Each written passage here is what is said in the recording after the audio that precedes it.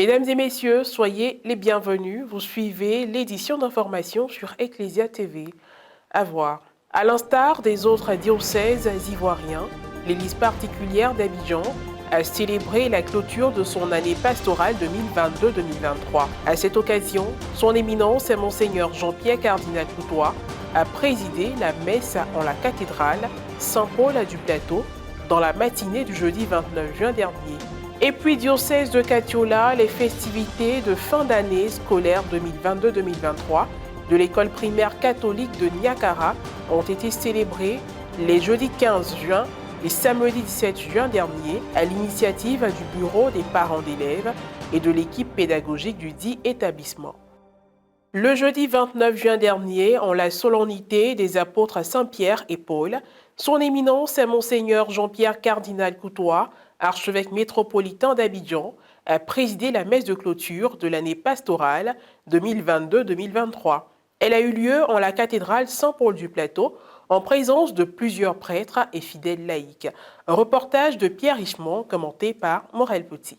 Ouverte le 15 octobre 2022 avec pour thème « Amour et vérité se rencontrent, justice et paix s'embrassent ». L'année pastorale s'est refermée le jeudi 29 juin dernier dans l'archidiocèse d'Abidjan. La messe de clôture diocésaine a donc été célébrée en la solennité des apôtres Saint-Pierre et Paul. Elle a été présidée par son éminent Jean-Pierre Cardinal Coutois, archevêque métropolitain d'Abidjan, entouré de son presbytérium, du chargé d'affaires ad intérim de la nonciature apostolique en Côte d'Ivoire, Père Atukola, et des fidèles venus malgré les pluies diluviennes. Dans son adresse, le cardinal a d'abord rappelé le défi de cette année pastorale qui s'achève. Continuer de proposer dans une litanie incessante d'amour et de service Jésus-Christ et son style de vie comme antidote à la gangrène de déshumanisation qui gagne du terrain dans nos sociétés. Il a donné le sens de la coïncidence de cette messe de clôture avec la solennité des apôtres Pierre et Paul. Pour ce qu'ils incarnent dans l'histoire de l'Église, je veux que nous gardions à l'esprit ce que nous sommes devenus par pure grâce de Dieu. À ce titre, nous avons une responsabilité pour laquelle nous ne pouvons plus, mieux, nous ne devons plus nous dérober.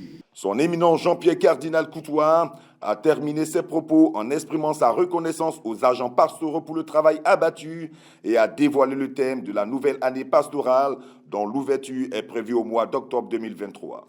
Pour une église synodale, soyons tous responsables. Les rites des faits ont été marqués par la lecture du procès verbal fait par le chancelier. Avant de déclarer close l'année pastorale 2022-2023, le cardinal a annoncé que l'équipe presbytérale de la paroisse Saint-Jean de Cocody est la gagnante du prix de la fraternité instauré dans l'archidiocèse pour déterminer le meilleur niveau de vie fraternelle entre les prêtres et dans les presbytères. Les jours à venir, l'équipe distinguée recevra un ostensoir comme cadeau. Je déclare solennellement la clôture de l'année pastorale 2022-2023. Avec notre hiérarchie, nous avons tout fait pour que cette année soit belle. Et bon, nous pensons qu'elle a été belle. À en juger toutes les informations que nous avons, nous pensons que l'année pastorale 2022-2023 a été belle. Nous avons essayé de monnayer ce thème-là pour que chacun puisse se l'approprier pour pouvoir vivre et être témoignage de vie dans son lieu d'habitation. À présent, direction le diocèse de Katiola. L'équipe presbytérale et le groupe de prière des Amis du Saint-Sacrement de la cathédrale Sainte-Jeanne d'Arc ont organisé un temps d'adoration en début de soirée du dimanche 11 juin dernier. L'activité a eu la participation de nombreux fidèles. Un reportage de Serge Alain Thiémon, correspondant local RNC, commenté par Maria Bissier. Je bénis ce jour que le Seigneur nous a donné de célébrer le mystère de son corps et de son sang.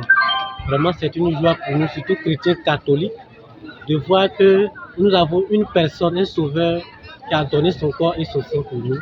Vraiment, nous disons merci pour ce jour qu'il nous a donné.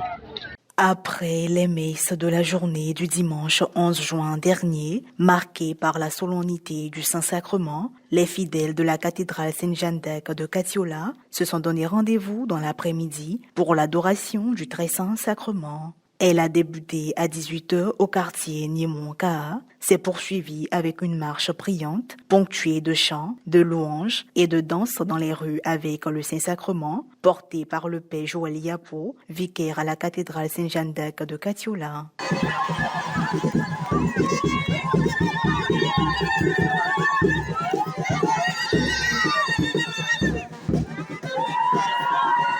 Cette grande procession animée s'est achevée à la cathédrale par la pose des sièges allumés au pied de la statue de la Vierge Marie. Soulignons que ce temps d'adoration a été organisé par l'équipe presbytérale de la cathédrale en collaboration avec le groupe de prière paroissiale des Amis du Très Saint-Sacrement. J'ai aimé le Saint-Sacrement, que le bon Dieu nous aide aux épreuves des ténèbres. Nous avons passé une agréable messe et ce soir nous sommes retrouvés encore pour encore célébrer l'Eucharistie. Là nous venons de terminer ce moment-là, ce moment fort. Nous avons déposé nos bougies à la grotte, nous avons prié pour nos défunts, pour nos amis et nos connaissances. Avant même la proclamation des résultats du CEPE, session 2022-2023, le bureau des parents d'élèves et l'équipe pédagogique de l'école primaire catholique de Niakara ont organisé des festivités marquant la clôture de l'année scolaire. Le jeudi 15 juin dernier, une messe d'action de grâce a été célébrée et le samedi 17 juin dernier a eu lieu la cérémonie de remise de tableaux d'honneur. Reportage de Serge Alain Thiémon, correspondant local RNC, commentaire Morel Poti. Diocèse de Katiola. Dans le cadre des festivités de fin d'année scolaire 2022-2023 de l'école primaire catholique de Niakara, une messe d'action de grâce a été dite en la paroisse Saint-Joseph le jeudi 15 juin dernier. Elle a été officiée par le vicaire de la dite paroisse, Père Achille Kouakou, en présence des élèves et enseignants. Le célébrant a débuté son homélie par un échange avec les enfants. S'appuyant par la suite sur les textes liturgiques, il a indiqué aux tout petits les comportements et attitudes qui les rapprochent du pharisien. C'est un pharisien. Il va à la mosquée, il va à l'église, il va dans les lieux pour prier.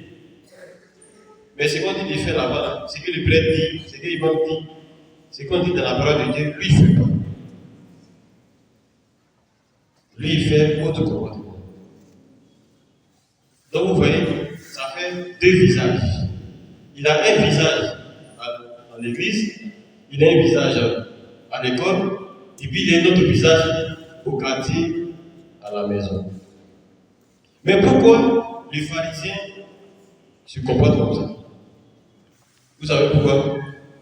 Parce que justement, quand il vient à l'église, qu'il est assis, il fait ce que vous faites souvent.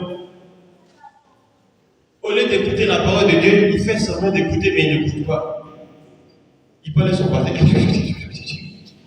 Oui, ça il tape sa tête, il appuie ses pieds. En plus d'avoir fait la prière universelle, les élèves ont effectué une procession d'offrandes en signe de reconnaissance à Dieu pour ses bienfaits.